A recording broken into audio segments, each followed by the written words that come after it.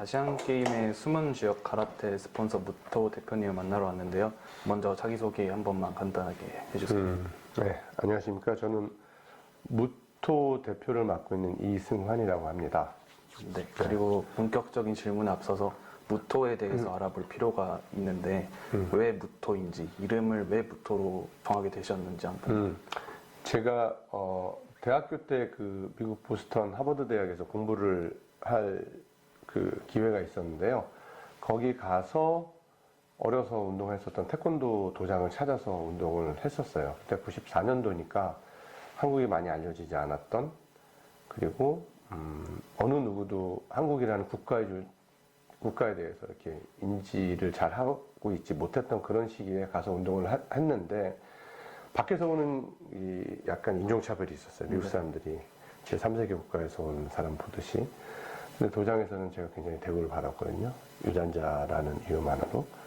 그리고 자세히 들여다보니까 뭐 태극기 앞에다 목례도 하고 뭐 운동을 시작하고, 외국 사람들이. 그래서 자연스럽게 관심을 갖게 되었는데, 다양한 계층의 사람들이 아주 자연스럽게 태권도를 수련하는 걸 보고 되게 나름 이제 좀 뿌듯했죠. 네. 한국이라는 국력이 굉장히 약한 시점에 이렇게 외국인들이 태극기 앞에 목례하면서 이렇게 딱 사범님들의 구령에 맞춰서 말끝마다 yes sir 막 하고 이렇게 붙이고 하는 게 되게 멋져 보였는데, 가만히 들여다보니까 태권도 문화는 우리가 잘 수출해서 외국 사람들이 이렇게 즐겨서 하고 있는데, 그 사람들이 입고 있는 옷이나 도복이나 뭐 이런 건 전부 다 외국 건 거예요. 아, 네. 되게 이상했죠, 저는. 어린 대학생의 눈에는 이게 뭐지? 문화는 우리가 수출해 놓고 산업은 왜 다 독일이나 뭐 미국 브랜드 이런 데들이 갖고 가지? 이거를 누군가는 바로 잡아야 되겠다라는 생각을 했고 결심을 했죠. 내가 이걸 한번 해봐야 되겠다.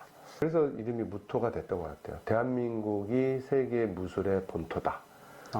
한국이 태권도의 본고장이고 본토다. 예를 들면 그런 뜻으로 무술의 본토라는 뜻으로 무의 무자, 흑토자, 무토라고 이름을 짓게 되었죠. 그때 딱 바로 창립을 하시게 아니요. 생각만 한 거죠. 계속 생각을 하는 거죠. 꿈을 키우면서 내가 졸업을 하면 그런 걸 할 거야. 계속 대학을 다니는 내내 했고, 그래서 제가 필요한 준비들을 이제 좀 했죠. 그 창립하기 전에까지 준비 기간이 어느 정도 있었을까요? 없었어요. 뭐 창업하는 데가 준비가 없었고, 우리는 성인이라고 하지만 실질적으로는 그냥 사회 초년생이잖아요. 어떤 경험도 없고 아무것도 모르는 상황에서 사회로 턱 나와서 뭔가를 하려고 했더니 겁이 덜컥 나는 거예요. 돈도 없어. 태권도에 대한 뭐 정보도 없고, 거기에 대한 네트워크도 없고, 아는 사람도 없고. 근데 하고는 싶고, 어떻게 시작을 할지 모르는 상황에서 다행히 삼성에서 스카우트 제안이 와서 제가 스카우트 돼서 가는 조건으로, 삼성에서 만약에 태권도 사업을 한다 그러면 내가 그걸로 갈게. 그리고 그 부서에서 열심히 일을 할게. 이렇게 제안을 해서 삼성으로 취업을 하게 됐고, 그리고 그 태권도 사업을 해준다는 그 믿음 하나를 가지고 열심히 삼성에서 일을 했죠. 근데 삼성의 내부적인 사정으로 인해서 좀 어려워졌어요. 그 신규 사업을 추진하기가.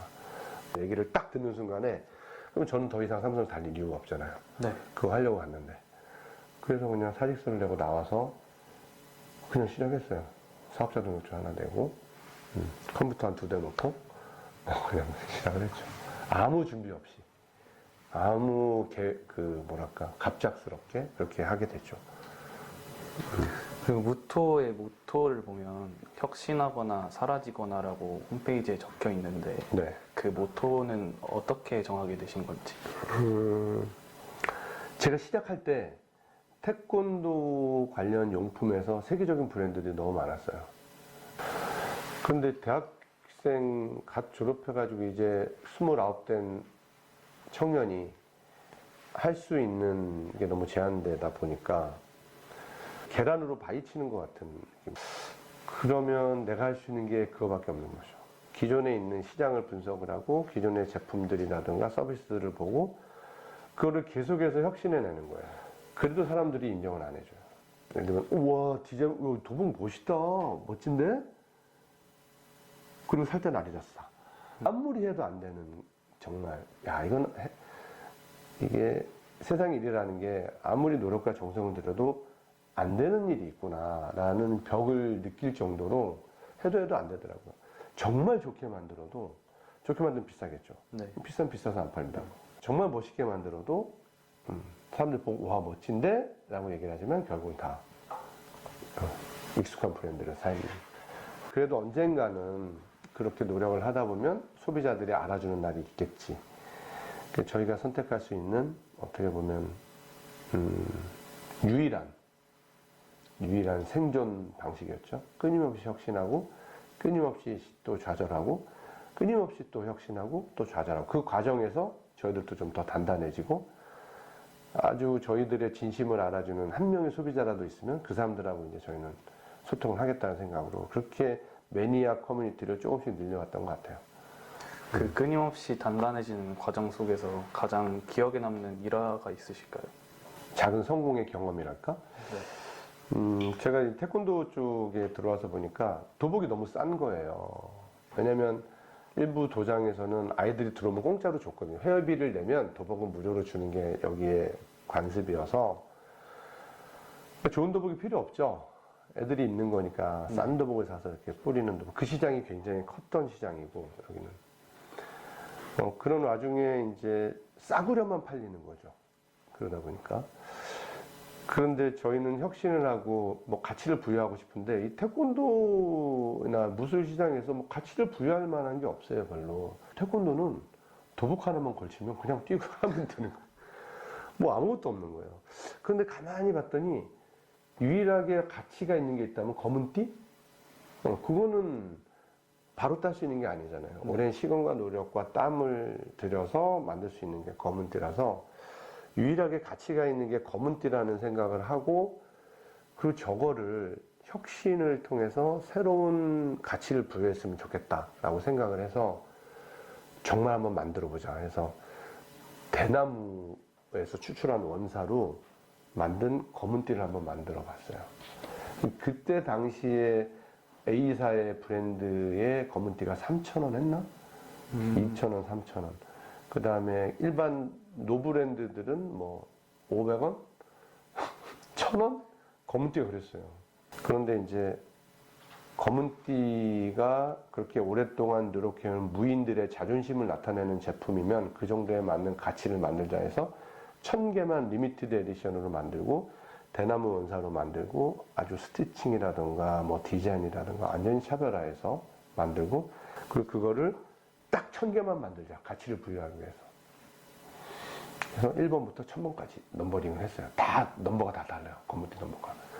그렇게 그거 개발하는데 거의 6, 7개월을 그것만 매달려서 개발을 했고 당시 3, 4천 원 하던 벨트를 저희가 가격을 책정할 때 15만 원을 책정을 했어요. 미쳤다고 그랬죠. 누가 벨트를 그 돈을 주고 사요. 말이 안 된 거죠. 15만 원이라는 가치를.